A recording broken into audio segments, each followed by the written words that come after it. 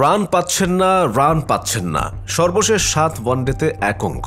চলমান বিপিএলেও প্রথম 4 ম্যাচে রান না পাওয়ার পর বাদ পড়েছিলেন পরের ম্যাচ থেকে। তামিম ইকবালের অবসর ঘোষণা করার পরও তাই চ্যাম্পিয়ন্স ট্রফির দরজা খোলেনি লিটন দাসের জন্য। আলোচনায় থেকেও শেষ মুহূর্তে কাটা পড়েছে তার নাম। মিরপুরে দুপুরে প্রধান নির্বাচক গাজী আশরাফ হোসেন জানালেন তাদের চ্যাম্পিয়ন্স ট্রফির দলে লিটন নেই এবং ঠিক সন্ধ্যায় সিলেট আন্তর্জাতিক স্টেডিয়ামে লিটন যেন আফসোসের সমুদ্রে ছুড়ে ফেললেন পুরো নির্বাচক কমিটিকে। এই লিটন দলে নেই। 43 বলে 73 রান করে সিলেট স্ট্রাইকার্সের বিপক্ষে আগের ম্যাচে রানে ফেরার বার্তা দিয়েছিলেন। আজ তো দুর্বার রাজশাহীর বিপক্ষে 44 বলে করে ফেললেন টি-20 ক্যারিয়ারে নিজের প্রথম সেঞ্চুরি। রাজশাহীর পেসার শফিউল ইসলামের বলে স্ট্রেট ড্রাইভে নিখুঁত বাউন্ডারি বেড়ে 3 অঙ্কে। তবু লিটনের শরীরী ভঙ্গিতে উদযাপনের কোনো লক্ষণ নেই।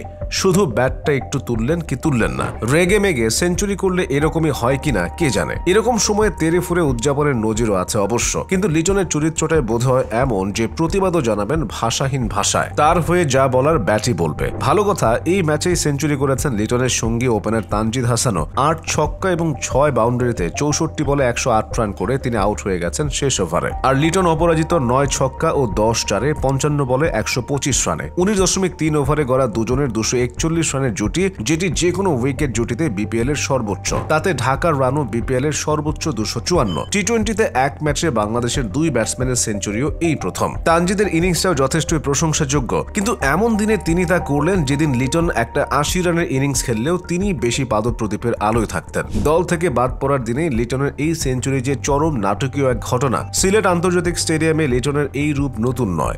আন্তর্জাতিক ওয়ানডেতে করা তার 5 সেঞ্চুরির 2টি এ মাঠে। 2020 সালের মার্চে জিম্বাবুয়ে সিরিজে অপরাজিত 126 রানের পর খেলেছেন 176 রানের আরেকটি ইনিংস। এখনও যা ওয়ানডেতে বাংলাদেশের কোনো ব্যাটসম্যানের সর্বোচ্চ ইনিংসের রেকর্ড হয়ে আছে। নির্বাচকদের জবাব দেওয়ার সুযোগটাও লিটন পেয়ে গেলেন তার প্রিয় এই মাঠে। ব্যক্তিগত 5 রানে উইকেটের পেছনে ক্যাচের মতো দিয়েও একবার বেঁচেছেন, আরেকবার ক্যাচ আউটের হাত থেকে বেঁচেছেন 104 রানে। কিন্তু জীবন পেয়েও তো সবসময় তা কাজে লাগানো যায় না।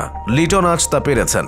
কে জানে, অদৃষ্ট হয়তো চেয়েছে তার ব্যাট খুঁজে পাক জবাবের ভাষা। ব্যাট হাতে লিটন যা করতে চেয়েছেন তাই করেছেন আজ। এটা ঠিক যে এলোমেলো লাইন লেংথ, ফুল টস আর হাফ ভলি মিলিয়ে রাজশাহীর বোলিংও ছিল আগের ম্যাচগুলোর মতোই নির্বিষ। কিন্তু এমন বোলিং এর সামনেও তো ব্যাটসম্যানরা ভুল করে বসেন। সম্ভাবনাময় ইনিংসের অপমৃত্যু ঘটে, কিন্তু লিটন আজ এই 2টি সুযোগ দেওয়া ছাড়া সেরকম ভুল করেননি বললেই চলে। ব্যাট হাতে ছন্দে থাকলে যেমন খেলেন সেটাই খেলে গেলেন শেষ পর্যন্ত। সাহসী, আক্রমণাত্মক এবং দৃষ্টি আকর্ষক ব্যাটিং, প্রতিটি শটে আত্মবিশ্বাস, স্কোয়ার কাটে মারা boundary, long on long of কিংবা বোলারের মাথার উপর দিয়ে মারা ছক্কা, সব শটেই তার আসল ব্যাটিংয়ের ছবি। প্রতিটি শট যেন গিয়ে আঘাত করছিল নির্বাচক কমিটির দরজায়।